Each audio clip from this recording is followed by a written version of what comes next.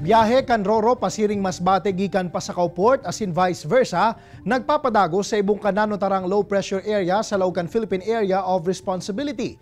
Alagad paglawod kan mga sadit na mga lulunadang pandagat para mientras na pigpangalad kan Philippine Coast Guard. Uyan report. Nanutaran ang makukusog na hukol sa kadagatang sakop kan Pasakaw Camarines Surungon niya na aldaw. Sigun sa Pag-asa, resulta ini kan low pressure area na nasa laugunyan kan Philippine Area of Responsibility asin kan habagat. Sa ibong kaini, mayo maning pigbandera na gale warning sa anumang kadagatan sa nasyon. Kun kaya dayman pigsuspindir ang biyahe kan Roro pasiring sa probinsya nin Masbate asin vice versa. Saro sa labisang gatos na nagbiyahe ngunyan na aldaw si Tatay Chufilo na pasiring sa Burias Island. Kung siya subutan na haputon, dahil siya mabiyahe ngunyan aldaw sa siring nakamugtakan kan panahon. Alagad kaipuhan, ninhulitaan sa iyang ama na maaram na sa kinaban.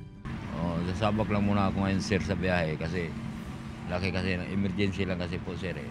Pero kung hindi lang sana emergency, ang pupuntahan ko doon sa sa probinsya, sana ako lulusog. Maginang bilog na pamilya ni Jonah, nagpilit naman magbiyahe pasiring Masbate. Opo, kasi kailangan makauwi.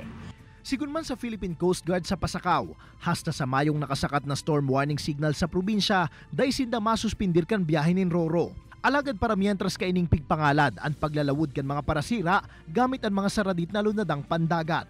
Huwag munang maglaot yung mga maliliit, lalo na po yung mga nangingisda.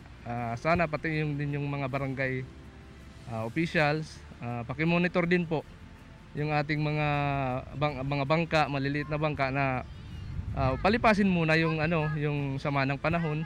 Sa presente, padagos man ang monitoring kan PCG Pasakaw sa mga biyahero na nagluluwas sa sinaglalaog sa pier. Tanganing masigurar ang seguridad kan mga ini, urog na ngunyang napaparanina ang kralasehan.